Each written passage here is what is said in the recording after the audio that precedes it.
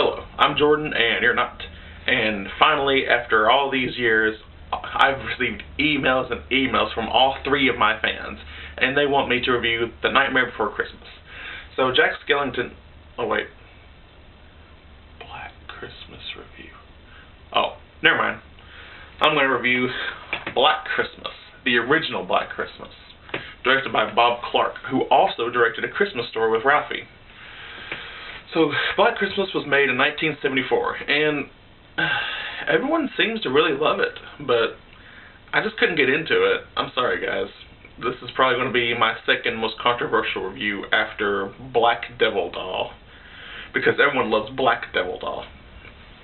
Alright, so we got some famous actresses like Margot Kidder, Lois Lane from Superman, and she's a drunk in this one. I didn't know Lois Lane was such a lush. We got Olivia Hussey from Romeo and Juliet and Psycho 4. And we got Andrea Martin from the Black Christmas remake. And, John Saxon from the Nightmare on Elm Street series. Yeah, I got a photographic memory. Okay, so all these, sorority sisters are having a Christmas party, and then all of a sudden they start receiving these terrible phone calls, like, just talking about really dirty stuff, and just talking about killing them, and then a man shows up. We get no backstory of this guy at all whatsoever. We don't know who he is, what he's doing. We don't know what he looks like. We don't know his story. Nothing. We're just supposed to see this guy, this killer or stalker, whatever. At least in John Carpenter's Halloween, we got a little glimpse of who he was. His name was Michael Myers, and he was a little boy. Then years later, he broke out of the asylum. He had a mask on, an awesome mask. But in Black Christmas, we just got like an eyeball or just a little bit of hair and just a little bit of his face, and it just wasn't. I just couldn't get into that. I mean, maybe back in 1974 that was great, but just now I want some backstory. I want a little bit to know who the killer is and why they're doing this. Okay, then Jess is Olivia Hussey. She's kind of really selfish in this movie because she wants an abortion. She's pregnant and she wants to have an abortion. They're bringing some kind of abortion subplot because pro-choice, I guess. Yeah, everyone likes pro-choice. And then she tells her boyfriend Peter the Pianist about it. I mean, like a piano. Yeah, pianist. A pianist. Peter the Pianist.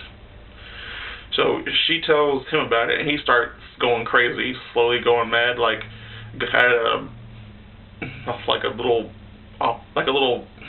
performance, or like a performance of doing his, and then people are watching him, and I kept expecting them to do what they did to Marty McFly in Back to the Future. Hold it, please. You're just too darn loud. I'm sorry. Next, please. That would have been hilarious. I messed my hair up, darn it.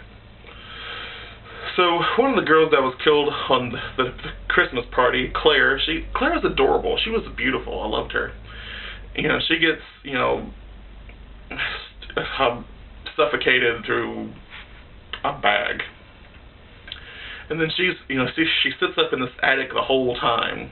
And people could probably see her in the window. They just don't bother to look up. They just don't want to look up. And then, like, the killer, I guess his name's Billy, just kind of plays with her, kind of does that for whatever reason. We don't know why.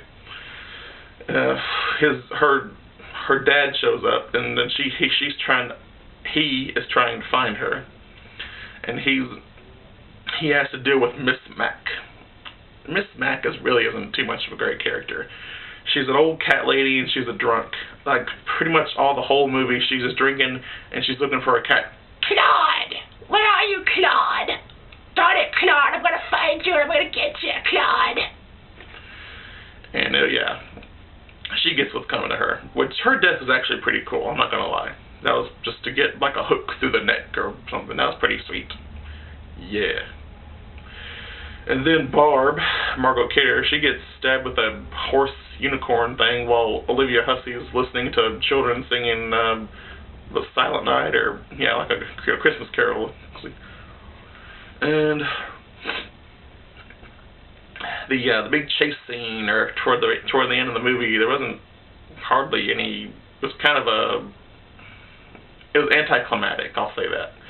And John Saxon as Lieutenant Fuller, he doesn't really do too much.